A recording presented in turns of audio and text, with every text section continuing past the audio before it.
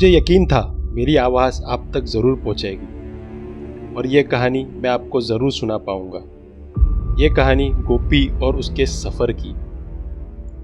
गोपी एक बच्चा जो पहाड़ से कुछ दूर रहता, रोज़ पहाड़ों को देखता और सोचता कितना मज़ा आता होगा उस ऊंचे पहाड़ पे चढ़ने में।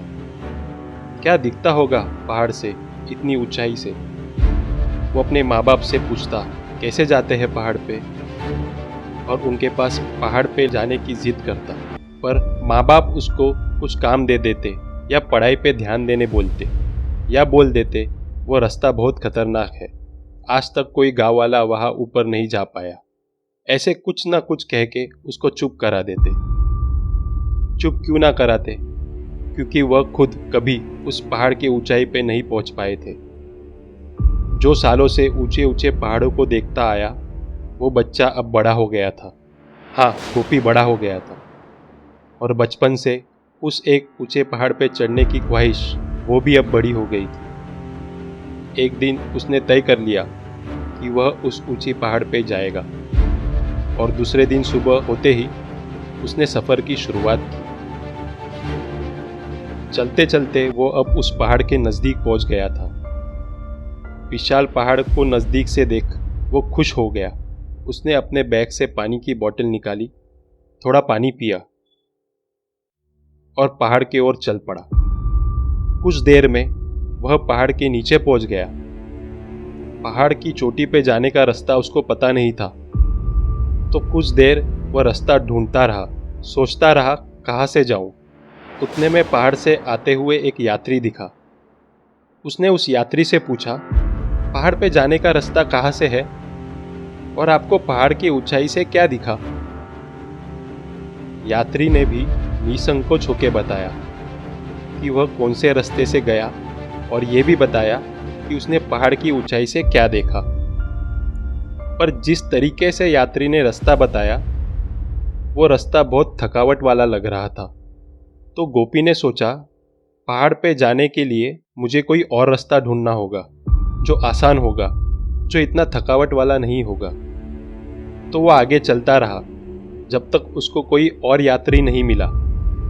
जब उसको दूसरा यात्री मिला, उस दूसरे यात्री से भी उसने फिर वही सवाल पूछा, पहाड़ पे जाने का रास्ता कहाँ से है, और आपको पहाड़ की ऊंचाई से क्या दिखा? दूसरे यात्री ने भी बताया कि वह कौन से रास्ते से गया और पहाड़ की ऊंचाई से उसने क्या क्या देखा। फिर भी गोपी निर्धारित नहीं कर पा रहा था कि वह कौन सा रास्ता चुने। एक एक कर गोपी ने और 30 यात्रियों से पूछा, और फिर गोपी ने सोचा कि अब जब इतने सारे लोगों ने मुझे बता ही दिया है कि कौन से अलग रास्ते से जाना है और पहाड़ की चोटी से क्या क्या दिखता है, तो अब मुझे पहाड़ पे चढ़ने की कोई ज़रूरत ही नहीं। फाइनली गोपी ने डिसाइड किया कि वह पहाड़ नहीं चढ़ेगा, और वो सफ़र अधूरा छोड़ के फिर अपने घर निकलने लगा। गोपी यह बात नहीं समझ पाया कि लोग हमें जानकारी दे सकते हैं, इन्फॉर्मेशन दे सकते हैं, डेटा दे सकते हैं, लेकिन अनुभव, एक्सपीरियंस हमें कोई नहीं दे सकता। याद रखो दोस्तों, तुम अपने आप में अलग हो। तुम्हारा अतीत, पास्ट अलग है, तुम्हारे सपने अलग है। ये तुमसे कोई कॉपी नहीं कर सकता, कोई इसकी नकल नहीं कर सकता, और ना ही तुम किसी का सपना, किसी का पास्ट कॉपी कर सकते हो।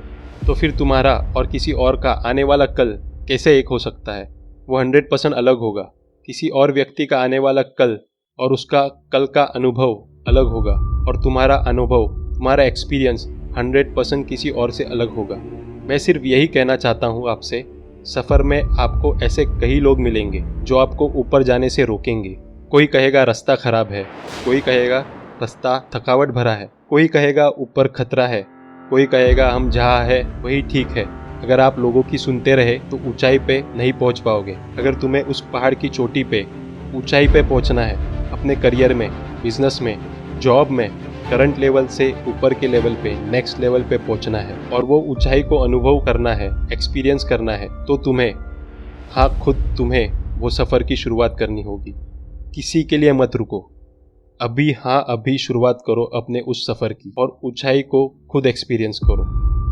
2 गलतियां हमेशा लोगों से होती है। पहली, सफ़र की शुरुआत न करना। दूसरी, सफ़र को अधूरा छोड़ना।